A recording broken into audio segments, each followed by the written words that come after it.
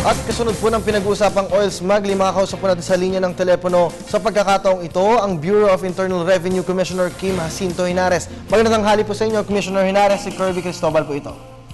Magandang tanghali rin sa inyo.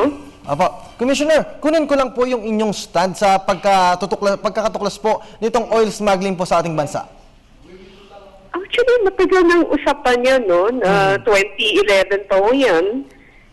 So, noong 2012, second half, nag-issue kami ng revenue regulation. Okay po. Wherein we required all oil companies, everyone who import oil, to pay the taxes first. And if they're really exempted, then they apply for refund. Okay. However, after issuing that, the Regional Trial Court of Angeles City issued a restraining order against the implementation.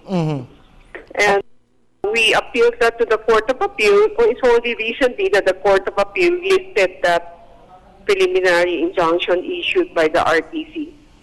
Opo. Di sa ngayon, ma'am, patuloy pa rin po yung pagdinig po dun sa kaso po nung matuklasan po yung oil smuggling na yan. Ano ho? Patuloy pa rin po yung pagdinig po sa kaso po nung pagkakatuklas po ng oil smuggling na po sa ating bansa. At tuloy-tuloy naman ho yung implementation saka ng mga measures para dyan, no? Pero that's more a customs matter than a internal revenue matter.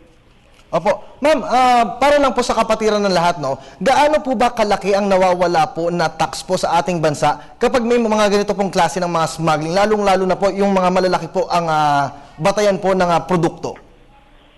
Well, first, nawawala yung 12% VAT, no? Tapos secondly, nawawala yung income tax, no? Nawawala rin kung yung may duties. Tapos pangalawa ho, yung mga nagbabayad ho ng tamang buwis, yung competition nila, unfair naman, no? Kasi meron nag-undercut ng presyo. Opo. Sakali naman, ma'am, Commissioner, na ma-discover po natin na lumabag po talaga sa oil smuggling po itong mga, nahuli po natin sa oil, yung ating po mga oil smuggler po, meron po ba tayong isasampa na kaso at ano po mga klase ng kaso ang isasampa natin sa kanila? The Customs always files cases every other Thursday against smugglers, no? So I think they already filed several cases against oil smuggler, no? It's with the Department of Justice, no? And then on our part, we can also file tax evasion case, no? Opo, at syempre ma'am, yung issue ngayon, yung nalalapit na naman po yung pagpa-file po ng income tax return. Ma'am, ano po ang inyong may papayo sa ating mga kababayan sa mga oras na ito? Ang may papayo ko sa nila is dapat sila ng maaga at magbayad ng tama, no? Ang April 15 deadline is not we will not be extending it. Okay.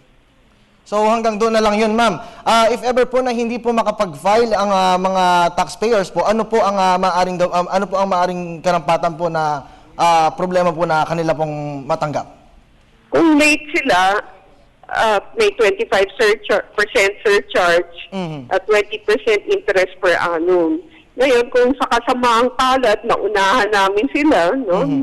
At may fraud, instead of 25% surcharge, it becomes 50%, and we can also file tax evasion cases against them. Opo. Ma'am, marami rin po nakapansin na tila po nagbago po yung form na ginagamit po para po sa ITR ngayong taon. Sa tingin po ninyo, mas komplikado po ba i-accomplish ito o compare po sa before?